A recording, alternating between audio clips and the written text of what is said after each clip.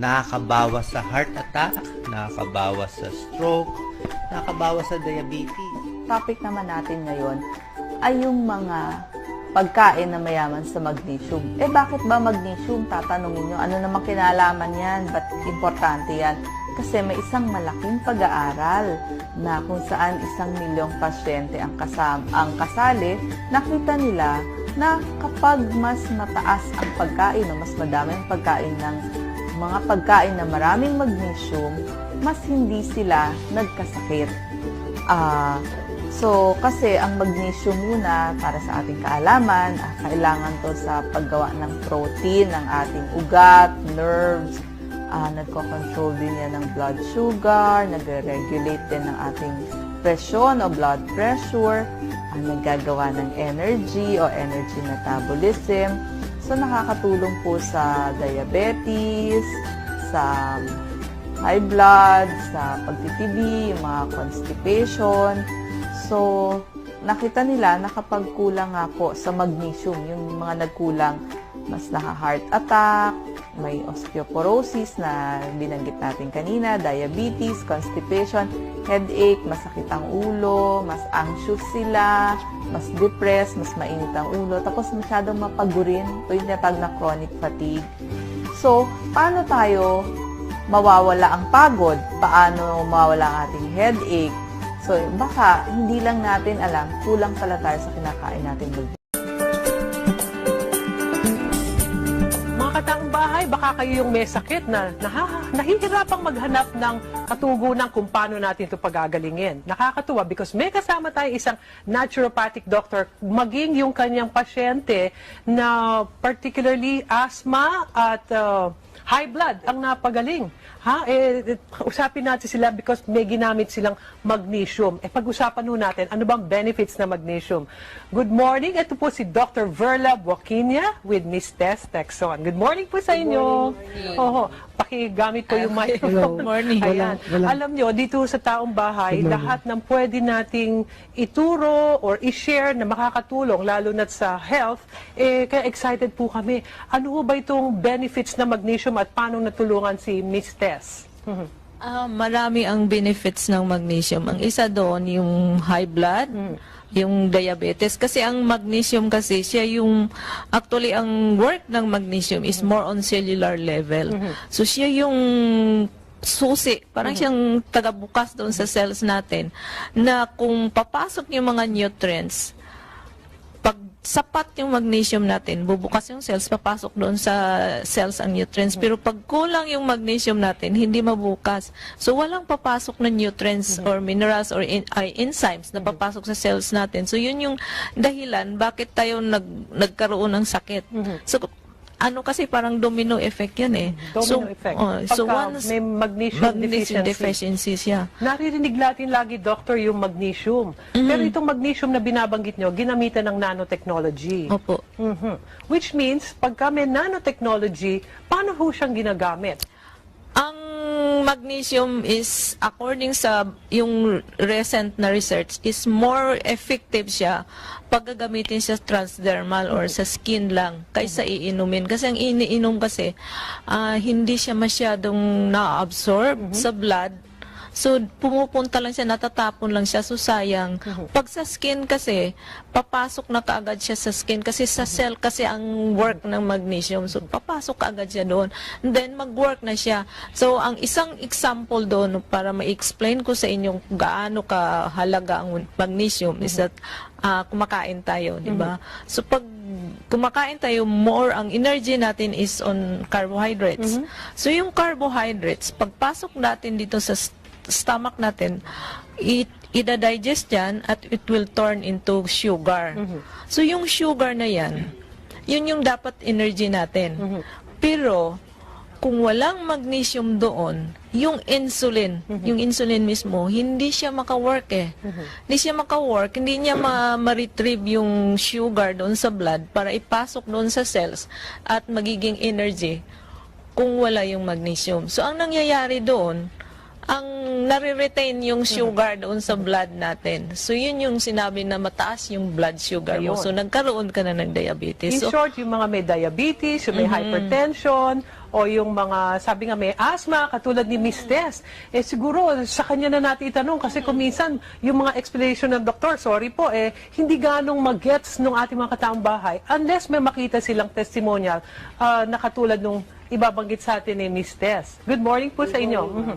Meron po kayong hypertension, sabi nyo, and asthma. Ano ang ginawa nyo sa magnesium? Paano hong nagkaroon ng effect sa inyo? Mula nung ginamit ko siya, binababad ko siya everyday, napapansin ko, yun nga, laging normal ang BP ko. Usually kasi lagi siyang fluctuating siya tataas, bababa. So, naging normal siya sa 120, 130. And then, prolong using ito, araw-araw ako nagbababad sa paa. And kasi every 3 months, nagpapa-blood chem ako for my hypertension, iba-iba mga sakit ko. Nung pagbalik ko ulit after 3 months, so March, April, May, balik ako ng May, sinabi sa akin ng cardio ko na itigil ko lang pag-inom ng mga maintenance ko, Really? which is 4 different kinds of Wow. medicine for my hypertension. I was about to ask that kung halimbawa gagamitan ng magnesium, kung kailangan ituloy yung mga sinasabing na maintenance. Pero in your case, even your doctor told you na Yeah. kailangan po pwede nang alisin? Nung umpisa ko pa lang ginagamit, hindi ko siya inaalis kasi 'di ba? Mahirap na. Wala pa siyang medical na result, no. Pero nung nagpatingin na ako sa cardiologist ko, siya na mismo nagsabi, you have to stop it na. Kasi masyado nang mababa ang BP mo. Wow. So, lagi na siyang normal sa 110, 120.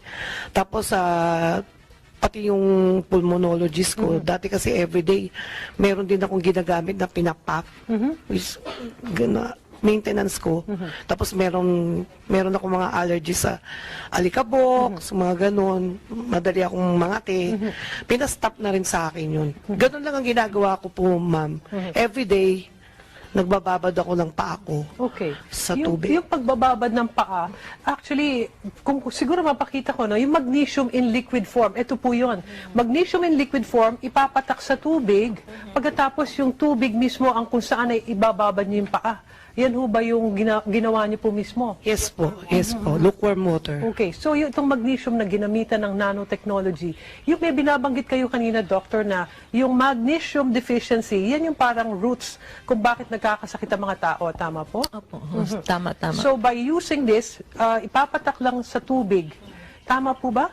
At ibababad yung paa. Gaano kabilis ho o gaano yung naramdaman nyo upon using it?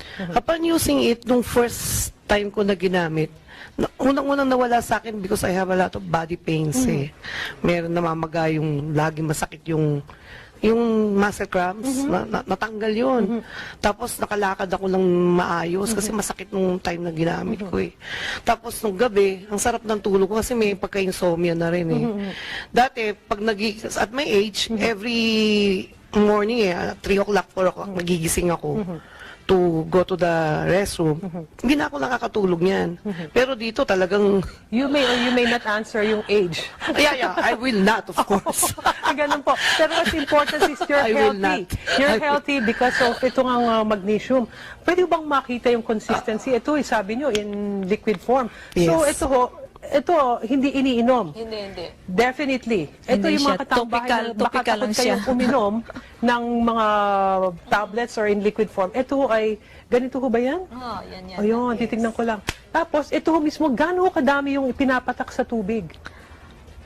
Ang estimated lang kasi ang tubig kasi nagdedepende doon sa container na ginagamit nyo. Kung halimbawa malaki yung container, so maraming talagang patak ng magnesium ilagay nyo. Pero kung maliit lang yung container na ginagamit nyo, so konti lang yung patak. Importante ho, parehong paa. Dalawang pa. Dalawang paa ang ibababad. Pagkatapos, for everyday use ito, and eventually, malalaman nyo na yung effect niya. 30 minutes, Mararamdaman. mga 30 minutes ang babad niya. Okay. Hot or cold?